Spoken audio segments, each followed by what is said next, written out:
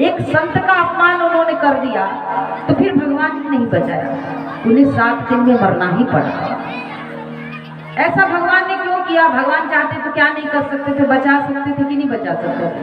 तो जो गर्भ में बचा सकते वो तो, लेकिन बचाया क्यों नहीं? क्यों कि भगवान, देखिए आस्था पे सत्संग कौन कौन सुनता है? प्रवचन। आपके गांव में आस्था चैनल आता है कि नहीं? नहीं आता। कोई सत्संग नहीं देखता है टीवी पे? यहाँ टीवी पे प्रवचन कौन कौन सुनता है? वो लोग हाथ ऊपर करेंगे, 2-4 हाथ ऊपर। भैया मैं हाथ जोड़ के निवेदन करें, आपने जो पैरों में पहन रखा है जरा बाहर खोल के आइएगा बाहर, क्योंकि ये पूरा पंडाल इस समय मंदिर बना हुआ है। जहाँ भगवान की कथा होती है वहाँ सारे देवी देवता आते हैं। और अच्छा, मैं आपने पहन रखा है, मेरा कुछ जाएगा नहीं जाएगा, लेकिन मैं चाहती हूँ आप लोगों को पूरा फल मिले। और जो भागवत में लिखा है, जो नियम है, वो काम है मेरा बताना। अब मानो या ना मानो, आपकी मर्जी। नहीं मानोगे तो मैं डंडे लेके आने वाली नहीं हूँ। अभी तो मैं आपके घर में आई हूँ भाई, आप चाहो तो मुझे डंडे लेके भगा सकते हो, हम तो कुछ कर नहीं सकते। लेकिन मैं चाहती हूँ आपको पाप नहीं लगे, यही उद्देश्य है। कुछ भी कभी डांट के, कभी प्रेम से, कभी हंसा के, कभी रुला के, प्रेम से, केवल उद्देश्य यही है कि आप सबका कल्याण हो जाए। जहाँ भी भागवत की कथा होती है वहाँ सभी देवताओं के साथ भगवान विराजमान रहते हैं। और हमें ये पता होना चाहिए कि भगवान के पास कैसे जाना चाहिए, पैरों में पनैया नहीं होनी चाहिए, ऐसा निवेदन करते हुए। तो राजा परीक्षित को श्राप लगा। क्यों? आस्था पे आप लोग कथा देखते होंगे तो हमारे गुरुदेव की कथा अगर आपने सुनी होगी तो वो एक बात बोलते हैं हमेशा कि कभी भी 3 लोगों का अपमान नहीं करना चाहिए। ध्यान चाहूंगी, एक ब्राह्मण का, दूसरा संत का, और तीसरा भक्त का। अगर इन तीनों का आप अपमान करते हो तो आपका विनाश होने से कोई भी बचाने वाला नहीं है। ये शास्त्र प्रमाण है। मैं अपने मन से कुछ, अच्छा ये बताओ, आप लोग मुझे क्यों बुलाए? भागवत कथा सुनने के लिए ना। बोलते जाइएगा, ऐसे मुंह लटका के बोलिएगा तो मैं नहीं बोलूंगी। अगर मैं कुछ गलत बोलूं तो आप ऑब्जेक्शन कर सकते हो, मैं जवाब देने के लिए पूरे मूड में हूं। आप लोग मुझे क्यों बुलाए हो? भागवत की कथा सुनने के लिए ना, हाँ या ना? हाँ। अब जो इसमें लिखा है वही ना मैं आपको बताऊंगी। बोलो, ये अपने मन से बता दो। आपको जो अच्छा लगे वो बताऊं या आपके लिए जो अच्छा है वो बताऊं? बोलो, क्या बताओ? आपको जो अच्छा लगे वो सुनना चाहते हो या आपके लिए जो अच्छा है वो सुनना चाहते हो? अब आपको शुगर हो गया है और आप डॉक्टर के पास जाओ और कहो कि हमें तो रसगुल्ला खाना है। अब डॉक्टर को क्या सलाह देनी चाहिए? बोलो, रसगुल्ला खाने की या नहीं खाने की? जोर से बोलो। खाने की?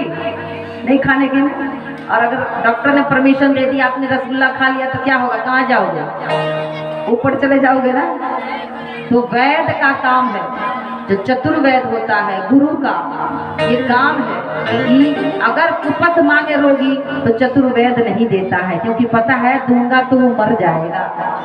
यद्यपि रोगी को मन है रसगुल्ले खाने, लेकिन उसे शुगर है, इसीलिए कोई भी बात मंच से व्यासपीठ किसी में भेदभाव नहीं करती। व्यासपीठ का एक ही उद्देश्य है कि जनमानस में भक्ति का प्रचार हो, धर्म की स्थापना हो, धर्म का प्रचार। तो मैं वो नहीं बोलूंगी जो आपके कानों को अच्छा लगे, मैं वो बोलूंगी जो आपके लिए हितकर हो, उचित हो, और मुझे वही बोलना भी चाहिए। जो गलत है मैं आपकी बटरिंग करूं कि हाँ हाँ ये सही है, तो फिर आप भी नरक में जाओगे और आपके साथ हम तो और बड़े नरक में जाएंगे।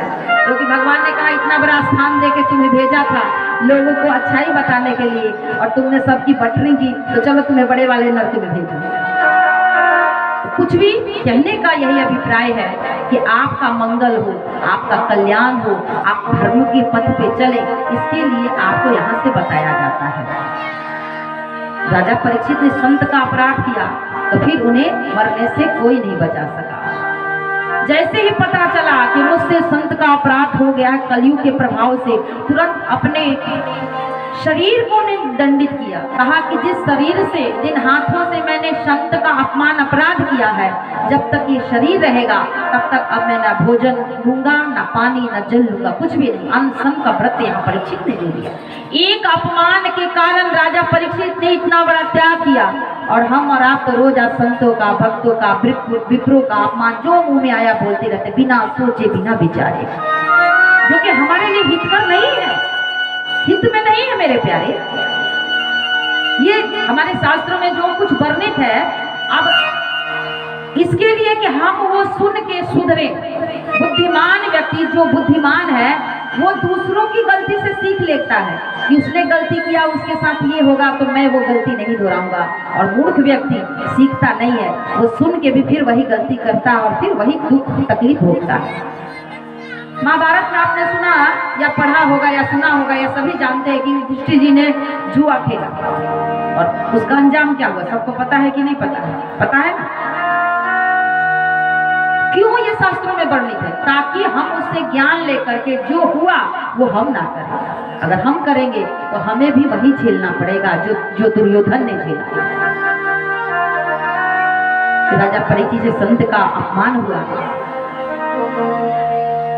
लेकिन उन्होंने कहा कि अब मैं इन 7 दिनों में अपना कल्याण करा लूंगा।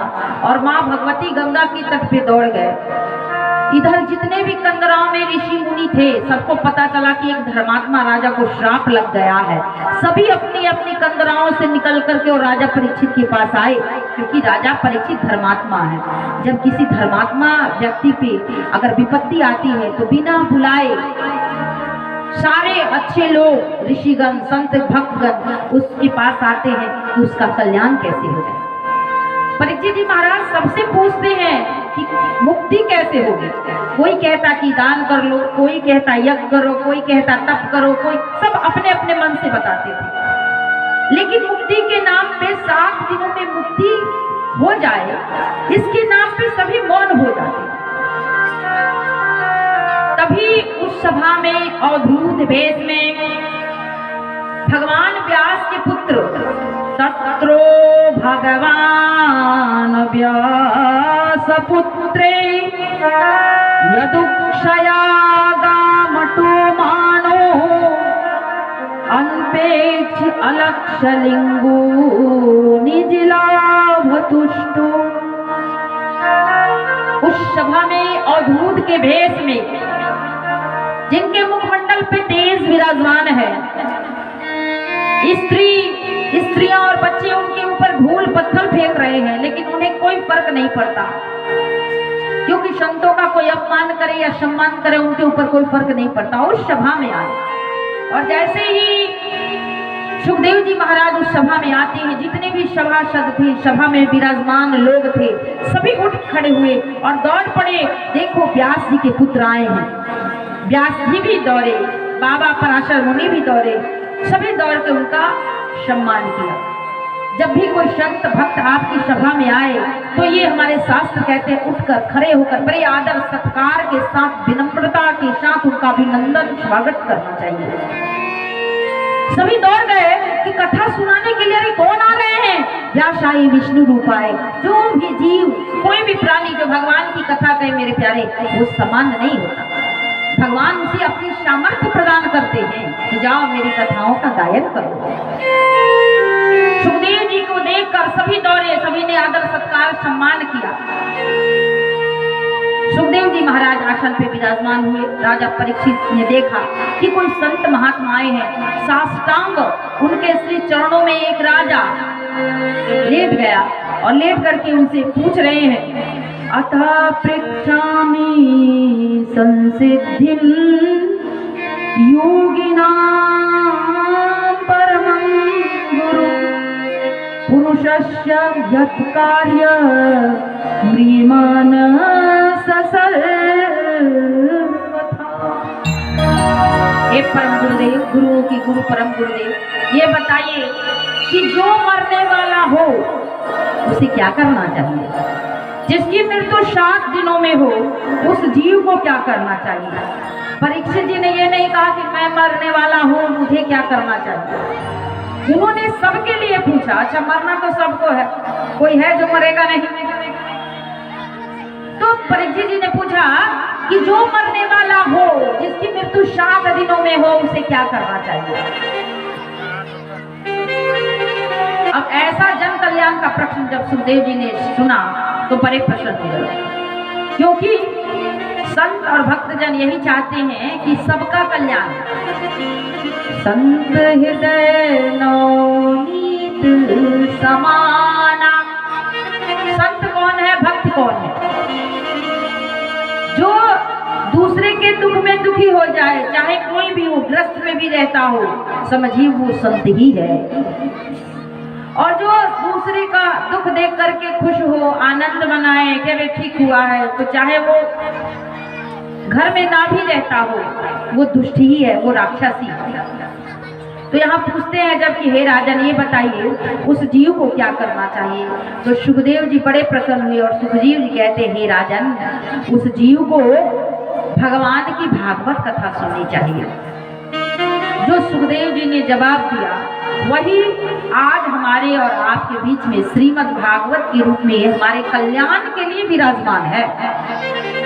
सुखदेव जी महाराज कहते हैं, हे राजन, मरणासन जीव को अपने मोह का त्याग करके और भगवान के श्री चरण कमलों का आश्रय लेना चाहिए।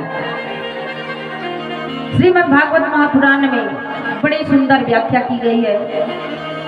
सबसे पहले अपने आसन को जीतकर, श्वास पे कंट्रोल करके, अष्टांग योग का यहाँ बहुत अच्छा से वर्णन किया गया है। भगवान का ध्यान विधि, जिस भी इष्ट को आप मानते हो, नेत्र बंद करके प्रतिदिन उनके सुंदर स्वरूप का ध्यान करना चाहिए, ठाकुर जी का। इस प्रकार बड़े सुंदर अष्टांग योग की विधि के बाद भगवान विराट पुरुष की चर्चा श्रीमद् भागवत महापुराण में की गई है। यजुर्वेद में, श्रीमद् भगवत गीता में, श्रीमद् भागवत महापुराण में विराट पुरुष की बहुत अच्छी तरह से कथा वर्णन किया गया है। जो भी इन आंखों से हम देख रहे हैं, दृष्टिगोचर जो भी हो रहा है, वो सब भगवान का ही स्वरूप है। अच्छा ये बताइए, हमारा ये 6 फुट का या 5 फुट का शरीर है, इतना बड़ा, लेकिन नाभि कितनी बड़ी है हमारी आपकी? नाभि मतलब समझ गए? नाभि समझे कि नहीं समझे? नाभि कितनी बड़ी है? छोटी सी है ना। लेकिन ये जो आकाश दिख रहा है ना ऊपर, ये भगवान की नाभि है। अब आप इससे कल्पना कीजिए कि भगवान कितने विशाल होंगे। ये जो सूर्य और चंद्रमा है, ये भगवान की आंखें। ये जितने भी पेड़ पौधे वृक्ष हैं, ये भगवान के रूप हैं। जितनी भी नदियां हैं, ये भगवान के ये भी रूप हैं। जो भी इन आंखों से सरल भाषा में कहूँ तो जो भी पर्वत, पहाड़, नदी, आकाश, तारे, चंद्रमा, संपूर्ण ब्रह्मांड, ये भगवान का ही स्वरूप है। जैसे मकड़ी को हमने देखा है, अपने वो मुख से ही जाल लगाती है, जाल फैलाती है जाला, और फिर अपने मुख में ही समेट लेती है। उसी प्रकार भगवान की भी जब इच्छा होती है सृष्टि करने की, तो अपने मुख में से ही पूरे ब्रह्मांड को निकालते हैं, और जब प्रलय करने की इच्छा होती है तो सबको अपने उदर में ही समेट लेते हैं।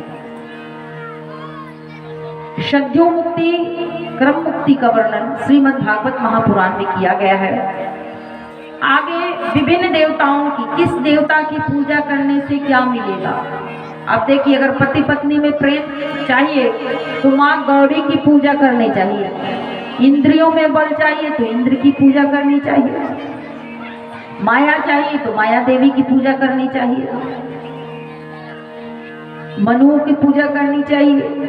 सब देवताओं की जो जो आपको चाहिए उसकी अलग अलग बताई गई है। लेकिन सब कुछ अगर आपको चाहिए तो भगवान नारायण की ही पूजा कीजिए, आपको सब मिल जाएगा।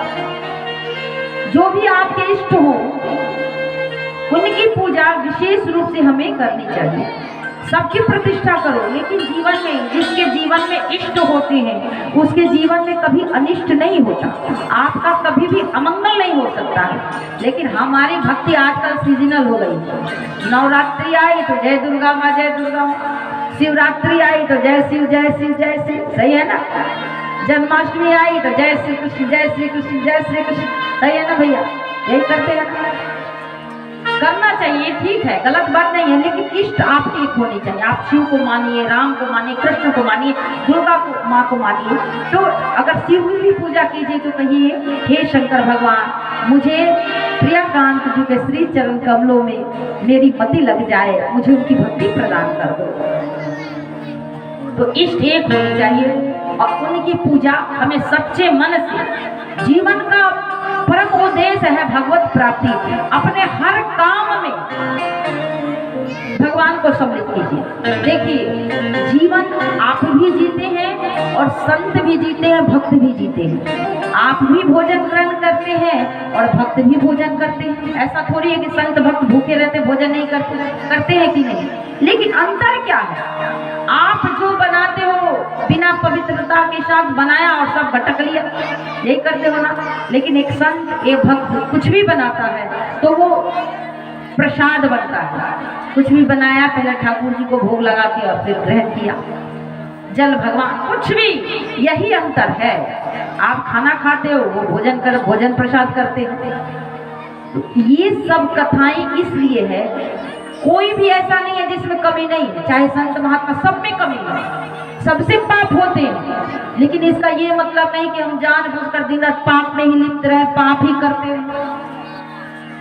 जब जगे तभी सवेरा, सत्संग में जाकर के, गुरु के पास, संतों के पास जाके शास्त्रों का अध्ययन करके हमें ज्ञान प्राप्त करना चाहिए। और जब ज्ञान मिल जाए तब उसी मार्ग पे हमें चलना चाहिए। यही हमारा उद्देश्य है।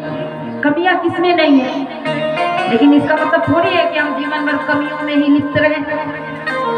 हमें ज्ञान प्राप्त करके, सत्संग सुन करके और अपने जीवन को भगवान की तरफ ले जाना चाहिए। यही सुंदर, बड़ी सुंदर जीवन है।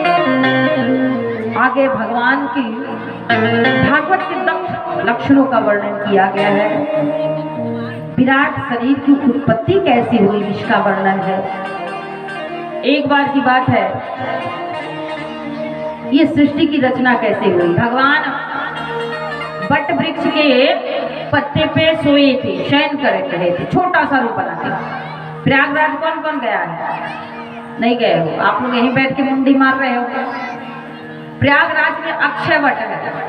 जब प्रलय होता है तब भी वो डूबता नहीं है, वो अक्षय वट हमेशा रहता है। तो भगवान जब प्रलय होता है, जल ही जल रहता है।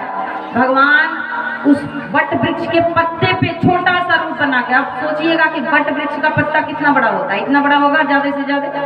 उस पे भगवान शयन करते हैं। आत्मा राम अपने ही आत्मा में रमन करते हैं। और जब बहुत समय व्यतीत हो जाता है तो भगवान सोचते हैं, एक को हम बहुत श्याम, अब मैं एक से अनंत हो जाऊं।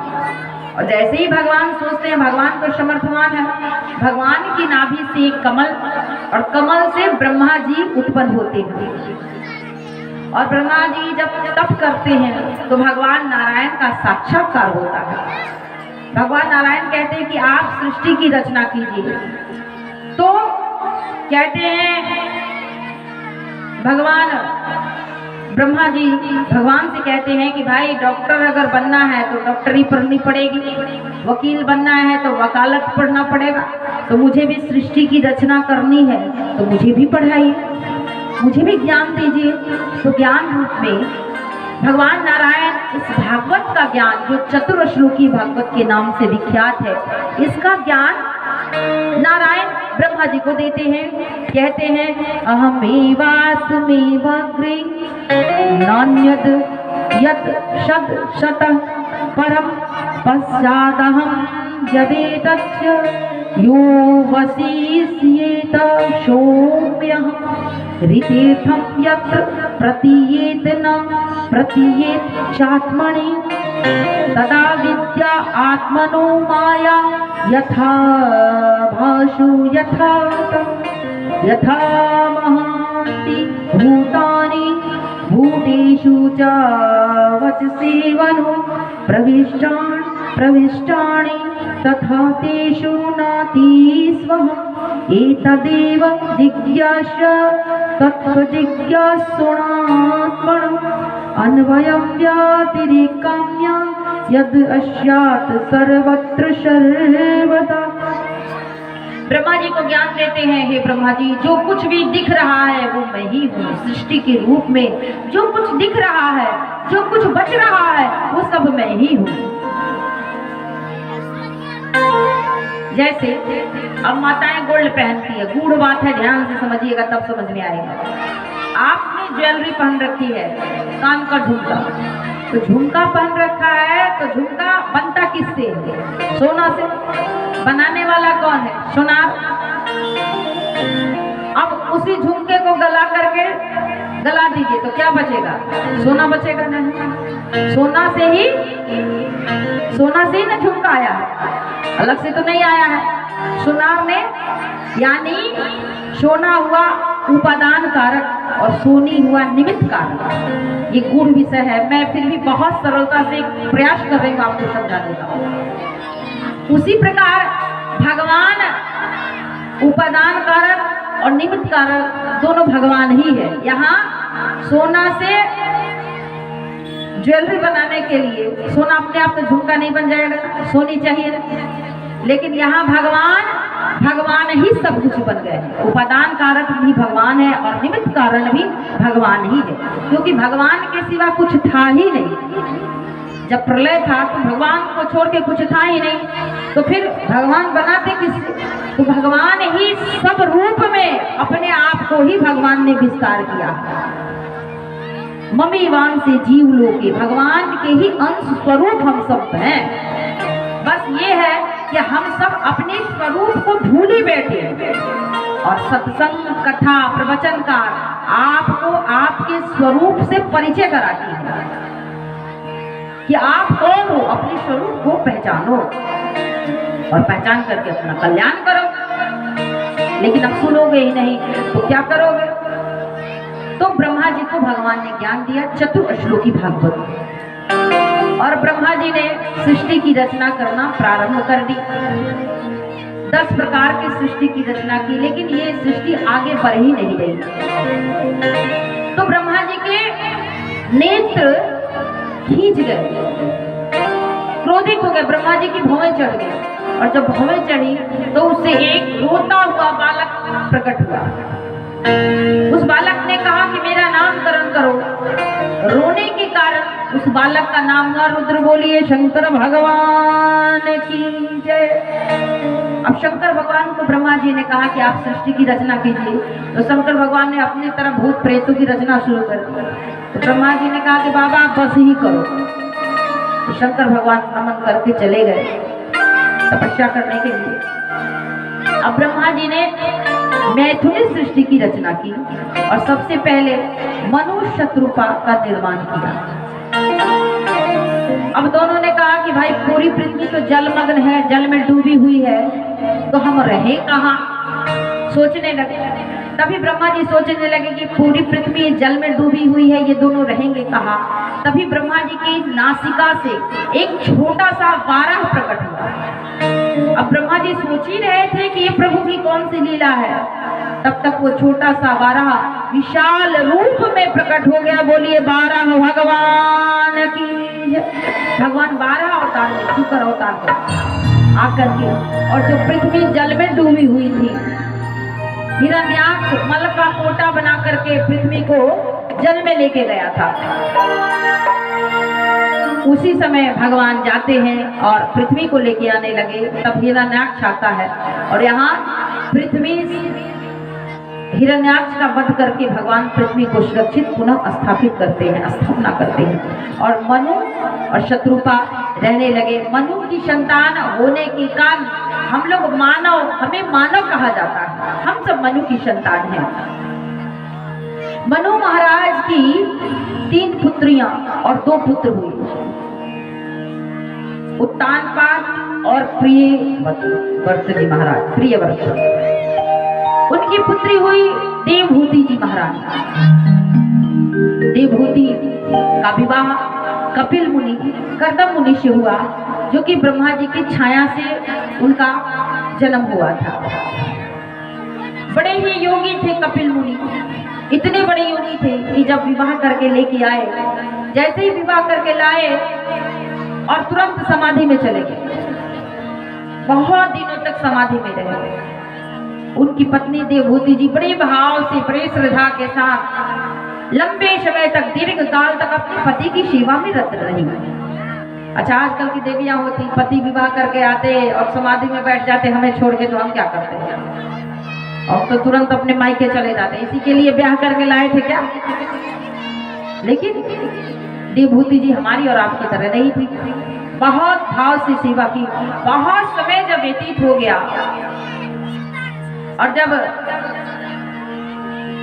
कृदम मुनि के नेत्र खुले तो देखा बगल में एक देवी जिनकी आंखों में झुर्रियां पड़ी हैं, बाल बिखरे हुए हैं, बैठी हुई है। तो कृदम ऋषि ने पूछा, देवी आप कौन हो, आपका परिचय क्या है? तो देवी जी ने कहा, स्वामी आप भूल गए, हमें ब्याह करके लाए थे, हम आपकी अर्धांगिनी, आपकी पत्नी हैं। अब ऋषि ने कहा, हाँ इतनी सेवा आपने हमारी की इतने लंबे समय तक? हाँ स्वामी, हमने तो आपकी सेवा की, आप तो आए और समाधि में बैठ गए, हम कहाँ जाते? अच्छा देवी चलो ठीक है, वहाँ जल सरोवर था, देवी जाओ इस जल में स्नान करो।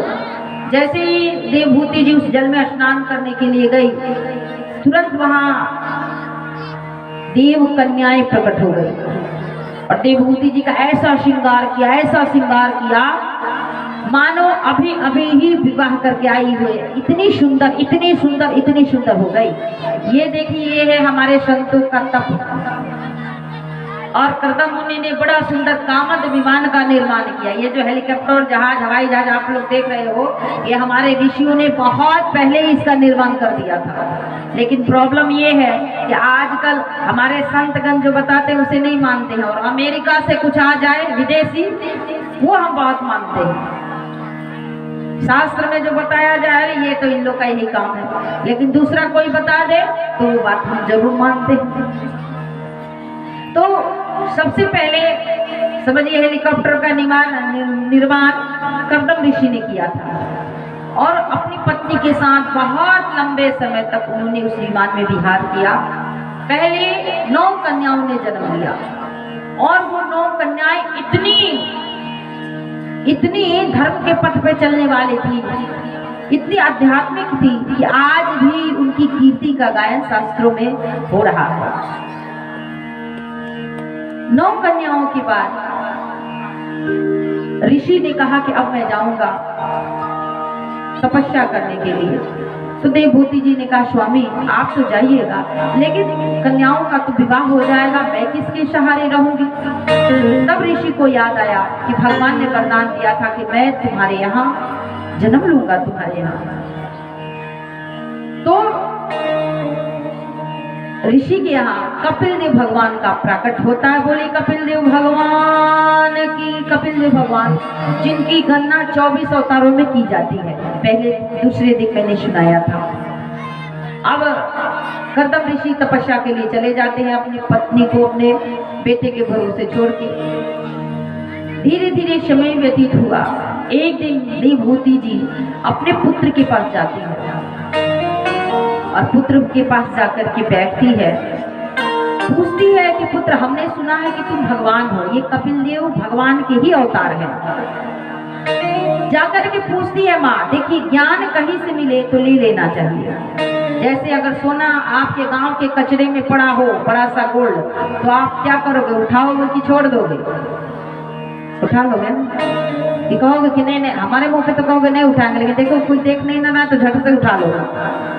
कहने का अभिप्राय ये है कि अच्छाई कहीं से मिले तो हमें बिना विचारे उसे ले लेना चाहिए, कोई ज्ञान देने वाला हो।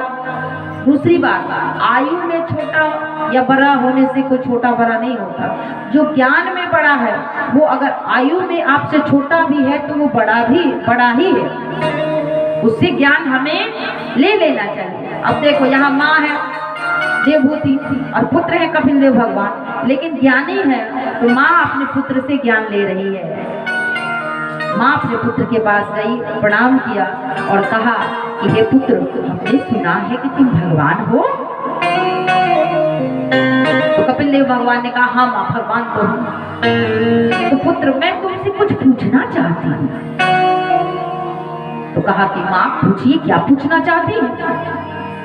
तो कहा देवभूति जी ने, हे पुत्र, मैं एक राजा की पुत्री और एक योगी ऋषि की पत्नी हूँ। मैंने इतने भोग भोगे, लेकिन अभी भी मेरी दुष्ट इंद्रियां तृप्त नहीं हुई। अच्छा, आप जीवन भर रसगुल्ला खाते रहो, अच्छे अच्छे भोजन खाते रहो, आपकी रसना कभी तृप्त होगी? आज खूब भरपेट खूब अच्छा भोजन कर लिया, कल मन करेगा कि नहीं करेगा? बोलो, करेगा। चाहे जितना भी भोग लो, ये जो हमारी इंद्रियां हैं वो कभी भी तृप्त होने वाली नहीं। कह रही हैं कि पुत्र, मैंने इतने भोग हो गए, लेकिन ये दुष्ट जो इंद्रियां हैं ये अभी तृप्त नहीं हुई। मनुष्य को क्या करना चाहिए? तो बड़ा ही सुंदर यहाँ भागवत महापुराण में देवभूति कपिल संवाद है। ध्यान चाहूंगी आप सबों का, बड़ी ध्यान से सुनिएगा, तभी समझ में आएगा। उपदेश दे रहे हैं, कहते हैं कपिल देव मुनि, हे माँ, सारे मुसीबत की जड़ ये हमारा चंचल मन है। ये मन जल्दी बस में नहीं होता। मन कहता है ये खा लो तो हम खा लेते हैं, मन कहता है ये कर लो तो हम कर लेते हैं, और फिर भोगना हमें पड़ता। तो करना क्या चाहिए? हे माँ, अपने मन को संतों के चरणों में लगाना चाहिए।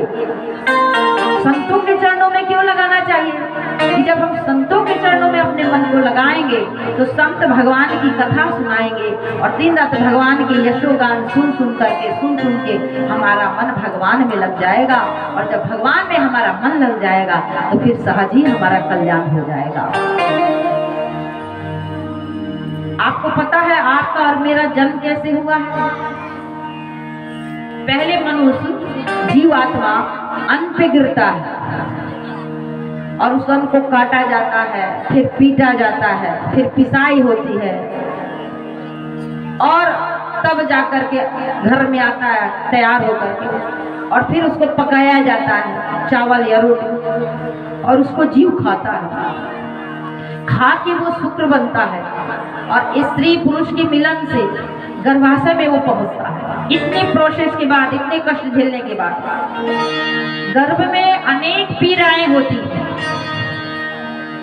भगवान 9 महीने तक उल्टा लटका के रहते हैं। पहले तो 3-4 महीने ये जो हमारी त्वचा है ये नहीं रहती गर्भ में, और किसी की उंगली कटी है, अभी ना कभी तो कटी होगी सबकी, उंगली कट जाए और उस पर नमक मिर्च लगे, कितनी वेदना होती है ना।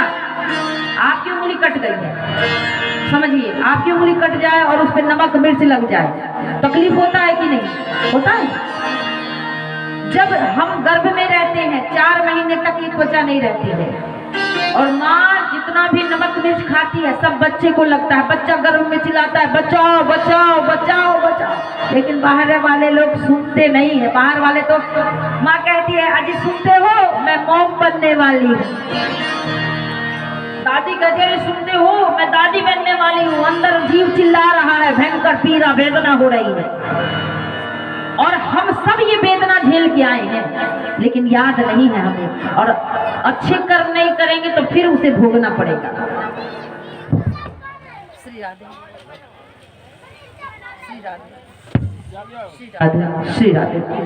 तो जब भयंकर पीड़ा होती है, जीव चिल्लाता है बचाओ बचाओ, तो भगवान गर्भ में आते हैं। भगवान कहते बचा तो दूंगा, लेकिन तू करेगा क्या? तो जीव कहता प्रभु मैं कर ही क्या सकता हूँ, मैं कुछ नहीं कर सकता। भगवान कहते हैं कि नहीं, तुम ही सब कुछ कर सकते हो। क्या कर सकता हूँ प्रभु? तो धर्म कर सकते हो, परोपकार कर सकते हो, अच्छे काम कर सकते हो, भजन कर सकते हो, और धर्म करके इस 84 के फंदे को काट कर तुम मेरे पास आ सकते हो, तुम मेरे पास आ सकते हो। तो जीवात्मा कहता हाँ प्रभु, लेकिन हमने सुना है कि ये माया नगरी है, जो भी इस माया नगरी में जाता है वो भूल जाता है। प्रभु आप याद दिलाते रहिएगा। भगवान ने कहा कि ठीक है, हम याद दिलाते रहेंगे, तुम चिंता मत करो। जीवात्मा और परमात्मा का गर्भ में ही कांटेक्ट हो जाता है। हाँ हम भजन करेंगे, प्रभु आप बस याद दिलाते रहिएगा। हे प्रभु हमारा उद्धार कीजिए, हे प्रभु आप ही हो, आप ही हो, आप ही हो। और जैसे भगवान उद्धार करते हैं 9 महीने के बाद, जैसे ही शिशु जन्म लेता है तो फिर आप ही वो नहीं कहता है हम ही है हम ही है, हम हमारा धीरे धीरे बड़ा होता है और इस माया के चक्कर में पड़ कर के कहता हम हमारा परिवार, हम हमारा परिवार, हम हमारा परिवार, हम हमारा परिवार, और भगवान को भूल जाता है। भगवान कहते हैं तू मुझे भूल गया, तुझे भयंकर पीड़ा उठानी पड़ेगी। तो भगवान भागवत के रूप में, संतों के रूप में, भक्तों के रूप में आपको याद दिलाते हैं, अरे मेरे लाले तेरा ध्यान कहाँ है, तुझे मेरे पास आना है, तुझे मेरे पास आना है, तुझे मेरे पास आना है। भागवत के रूप में भी भगवान आपके नगर में आपको याद दिला रहे हैं, लेकिन विडंबना है, हमें अच्छी बात अच्छी नहीं लगती, अच्छी बात सुनने के लिए तैयार नहीं है। कलयुग का प्रभाव है, मानने के लिए तैयार नहीं है। लेकिन ये मेरे प्रिय श्रोताओं, आप सब मेरे अपने हो, मैं बस यही चाहती हूँ आपका कल्याण हो जाए, और आपका कल्याण भगवान की ही शरण में होगा। और इतना तो सब जानते हैं, भगवान को छोड़ के इस जगत में कोई भी हमारा अपना नहीं है। कोई है अपना? बोलो। ईश्वर को छोड़ के कोई भी इस दुनिया में आपका सगा नहीं, भगवान ही आपके अपने हैं।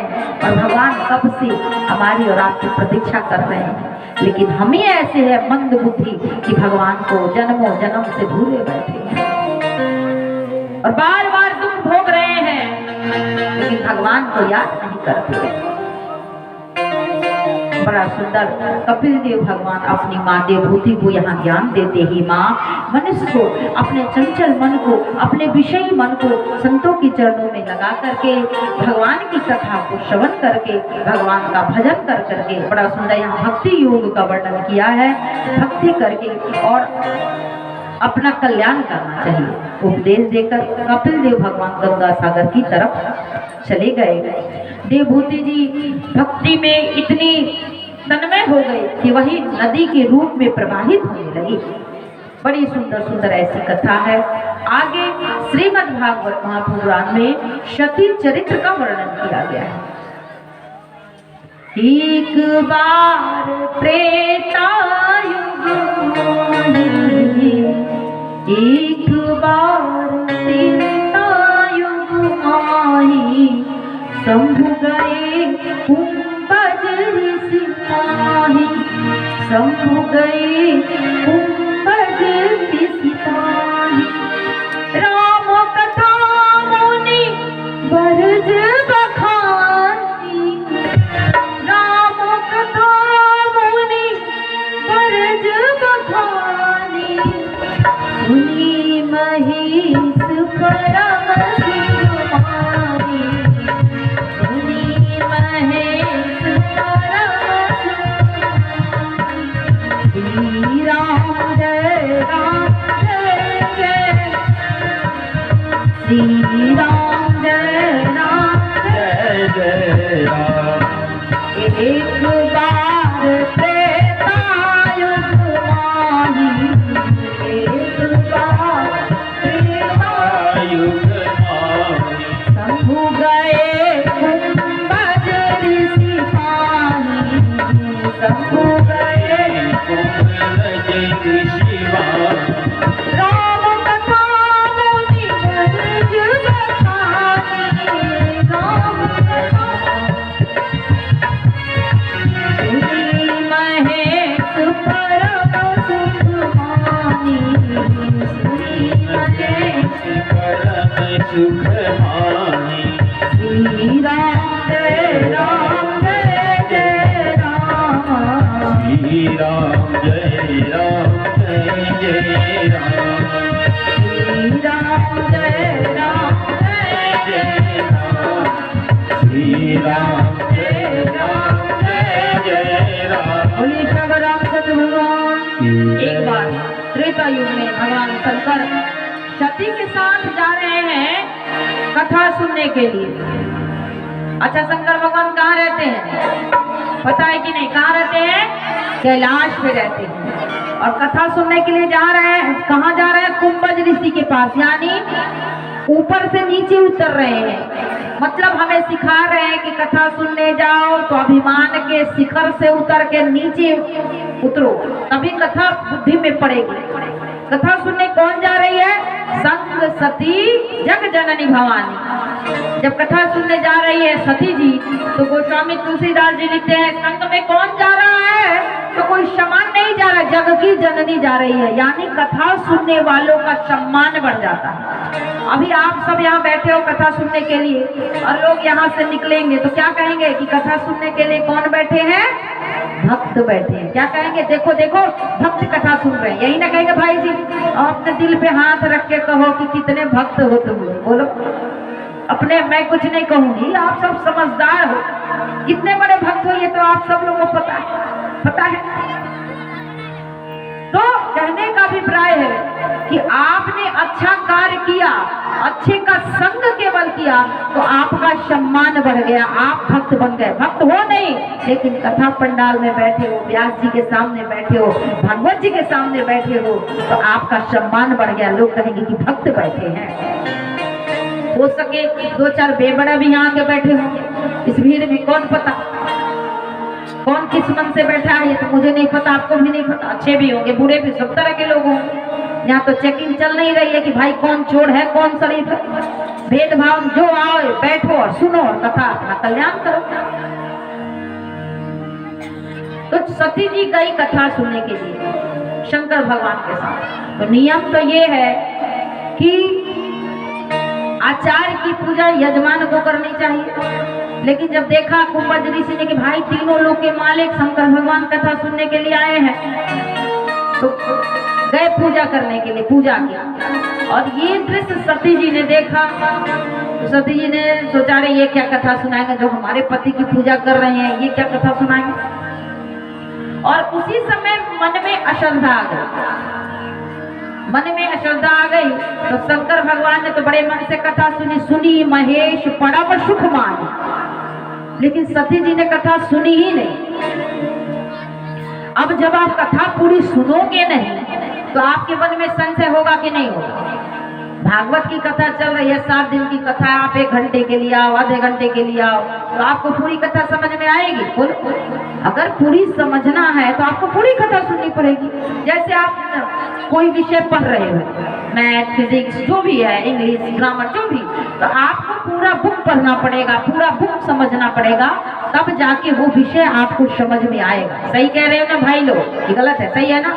उसी प्रकार भागवत कथा आपको सुननी है, राम कथा आपको सुननी है, तो पूरी सुननी पड़ेगी। अब आधा अधूरा सुनोगे तो संशय होगा।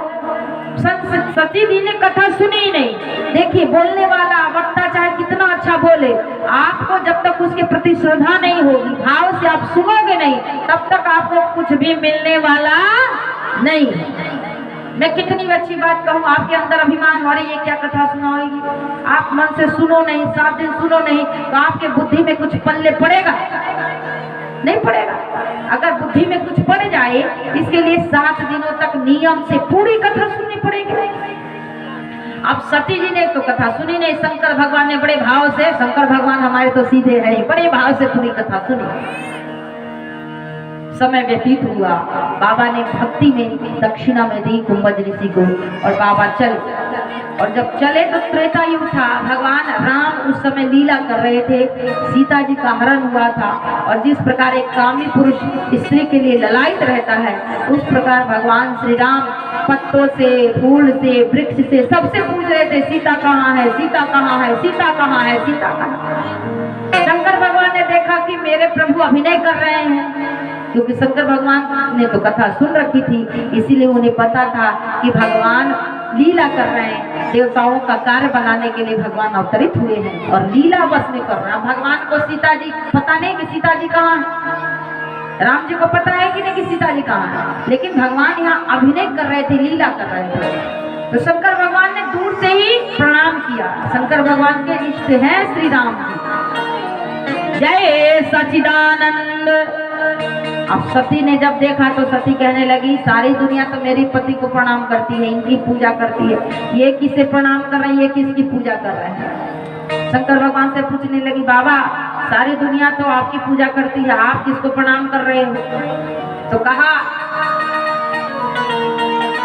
शंकर भगवान ने, देवी अभी जिनकी कथा हम सुन के आ रहे थे ना, सो मम इष्ट देव श्री राम, यही मेरे इष्ट प्रभु श्री राम है, उन्हीं को मैं प्रणाम कर रहा था, ये भगवान है। तो सती जी ने कहा कैसे भगवान है, ये कैसे भगवान है जिन्हें पता नहीं कि मेरी पत्नी कहाँ है, रो रहे हैं। तो शंकर भगवान ने कहा अगर तुम्हें विश्वास नहीं है तो जाकर परीक्षा ले लो। अब सती जी ने कहा कि हाँ ये बात ठीक है, हम जाएंगे और परीक्षा लेंगे। सती जी आती है परीक्षा लेने के लिए, सोचा क्या करो क्या करो। तो सती जी ने सीता का वेश धारण कर लिया और सीता का वेश धारण करके राम जी के आगे आगे चलने लगी। पहले ही चोरी पकड़ी गई, क्योंकि सीता जब भी चलती थी राम के पीछे चलती थी, राम के आगे नहीं चलती थी। लक्ष्मण जी ने देखा तो लक्ष्मण चकित हुए, लेकिन पहले इतनी मर्यादाएं थी कि छोटे बड़ों के सामने बोलते नहीं थे। लक्ष्मण जी चकित हुए लेकिन कुछ बोले नहीं। भगवान प्रभु राम समझ गए कि हमारी परीक्षा लेने के लिए गई, और जाकर के भगवान श्री राम प्रणाम करते हैं और कहते हैं कि मैं दशरथ नंदन राम माँ पार्वती को प्रणाम करता हूँ। भगवान राम सोच रहे हैं कि जब परीक्षा लेने आई है तो अच्छे से परीक्षा दूं। प्रणाम करके कहते हैं कि अकेली क्यों घूम रही हो, नंदी पे सवार होने वाले भगवान शंकर कहाँ हैं, आप अकेले क्यों घूम रही हो। स्त्री को कभी अकेले नहीं घूमना चाहिए रात्रि में। तो माँ सती समझ गई कि हमारी चोरी पकड़ी गई और नेत्र बंद करके वहां से भागी है। भगवान राम ने अपनी माया दिखाई है कि तुम समझ रही हो कि सीता जी मेरे पास नहीं है। तो सीता के साथ भगवान राम दर्शन देते हैं, हर तरफ सीता राम सभी देवी देवताओं की सेवा में लीन है। सती नेत्र बंद करके भागी और शंकर के पास आती है, शिव के पास आती है। महादेवी ने कहा, शिव ने पूछा, शंकर ने पूछा कैसी परीक्षा ली। तो यहाँ सती ने झूठ बोल दिया। सती ने कहा कछु न परीक्षा ली ने गोसाई, परीक्षा नहीं ली, हमने तो जाकर के बस प्रणाम किया। तो शंकर भगवान ने कहा हमने कब प्रणाम करने के लिए मना किया था, हमने तो कहा ही था कि प्रणाम कर लो, हमारी इच्छा तो तुमने किया नहीं। तो शंकर भगवान तो त्रिकालदर्शी है, नेत्र बंद किया और जो जो सती ने किया था शंकर भगवान समझ गए। अब शंकर भगवान माता सीता को और राम जी को अपने माता पिता मानते हैं। तो मन में ही निश्चय किया कि जिस देवी को मैं माँ मानता हूँ, सती तुमने उसका रूप धारण किया है, अब इस शरीर में मैं तुम्हें पत्नी नहीं मान सकता हूँ, इस शरीर में पत्नी के रूप में कभी मैं तुम्हें स्वीकार नहीं करूँगा। और शंकर भगवान ने जैसे ही मन में संकल्प किया, तुरंत देवता लोग जय हो जय हो जय हो करने लगे। सती ने कहा बाबा हे स्वामी, आपने कौन सा ऐसा काम किया है कि देवता जय जयकार कर रहे हैं, आपकी जय घोष की ध्वनि हो रही है। तो कहा कि विषयांतर कर दिया। बाबा ने सोचा इन्हें कहूंगा तो इन्हें तकलीफ होगी, ग्लानि होगी, दुख होगा, विषय बदल दिया और आकर के बाबा समाधि में लीन हो गए। सती समझ गई कि मेरे पति ने मेरा त्याग कर दिया है, क्योंकि बहुत ऐसी बातें होती है हम मुंह से नहीं बोलते हैं, लेकिन हमारी आंखें हमारा व्यवहार बोल देता है। सती समझ गई, दोनों हाथ जोड़ के भगवान श्री राम से कहने लगी, हे प्रभु, मैंने आपकी कथा का तिरस्कार किया, आपकी कथा का अपमान किया, जिसके फल स्वरूप मैं पति के द्वारा त्यागी गई हूँ। हे प्रभु, मेरे पति ने मेरा त्याग कर दिया है और एक स्त्री के लिए पति ही सर्वस्व है। आप कोई ऐसा संयोग बनाइए जिससे मेरा ये शरीर छूटे और पुनः मैं अपने पति को पति के रूप में प्राप्त कर सकूं। भगवान राम ने कृपा की और जैसे कि ये कथा आप सब जानते हैं, जग जाई है कि उसी समय सती के जो पिता थे दक्ष, वो प्रजापति हुए। तो उन्होंने एक बहुत बड़ा यज्ञ रखा, सभी देवी देवताओं को निमंत्रण दिया, लेकिन शंकर भगवान को निमंत्रण नहीं गया। सारे देवता कैलाश से ही होके जा रहे थे।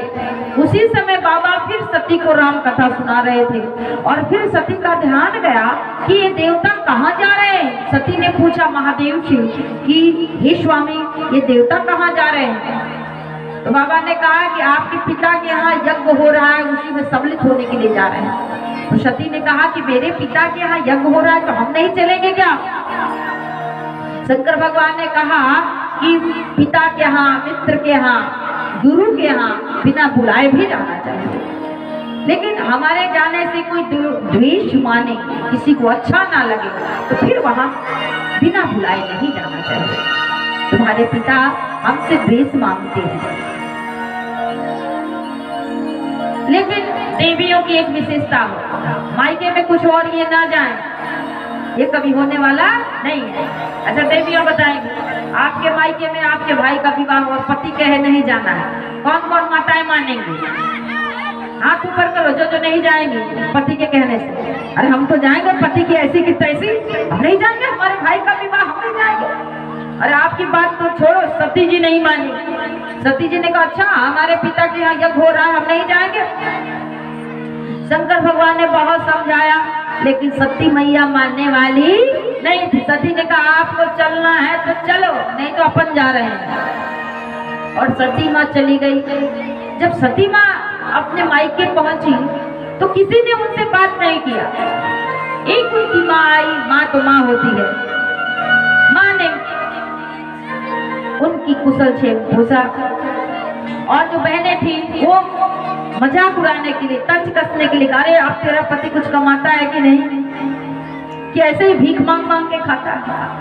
सारी बहनें मजाक उड़ाने लगी। सती जी ने कहा चलो कोई बात नहीं, इग्नोर कर दिया।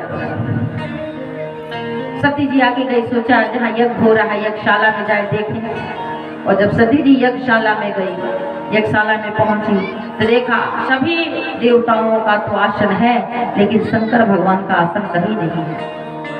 अब देवियां अपने पति को चाहे खुद कुछ भी कहें, लेकिन कोई दूसरा कहे तो फिर वो बर्दाश्त नहीं करती है। और मायके में कोई कुछ कह दे तो कितना बुरा लगता है, भाई हमारे पति को ऐसे कहते, लगता है ना बुरा, मायके में कोई पति को कुछ कहे। अब सती जी ने कहा हमने शंकर की बात नहीं मानी, और यहाँ इतना अपमान। सती जी बड़ी क्रोधित होती है, सभा में हाहाकार मच जाता है। सभी सभासदों को सुना के बोलती है, सभी सभासदों सुनो, जो हरिहर की निंदा सुनता है उसे गौ वध के समान पाप लगता है, और तुम सबने यहाँ शिव का अपराध किया है, अपमान किया है, इसका परिणाम पूरी सभा को भोगना पड़ेगा।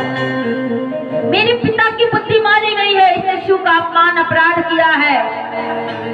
अग्निदेव को कहा मुझे जलाओ, अग्नि थर-थर कांपने लगे। कहा महादेवी आपको जलाने की क्षमता मुझे नहीं है। सती ने कहा कि जिस पिता ने मेरे पति का अपमान किया है, ये शरीर उसी के शुक्र से जन्म हुआ है मेरा, अब ये शरीर मैं नहीं रखूंगी। हाहाकार मच गया। तभी सती ने अपने अंगूठे से योग अग्नि को जागृत किया और अपने शरीर को वहीं भस्म कर दिया। अब तो पूरा तहलका मच गया। जितने भी गण थे सती के साथ शंकर भगवान ने भेजा था, सब आते हैं, यज्ञ को विध्वंस करते हैं, दक्ष के सर को काट करके और उसी में आहुति दे देते हैं। सबको पता चलता है, सब शंकर भगवान के पास पहुंचते हैं, शंकर भगवान से क्षमा मांगते हैं। पुनः शंकर भगवान आते हैं और फिर दक्ष के सर में बकरे का सर लगता है, और अब दक्ष बम बम बम बम बम बम बम बम बम बम बम बम बम बम करके शंकर भगवान की स्तुति करने लगे। बोलिए शंकर भगवान की जय। बम बम बम बम करके दक्ष शंकर भगवान की स्तुति करते हैं। और यहाँ सती ने मरते समय भगवान शंकर से, राम से वर मांगा था, हे प्रभु मैं जब भी जन्म लूं भगवान शिव, मेरे शिव के चरणों में ही मेरी प्रीति हो।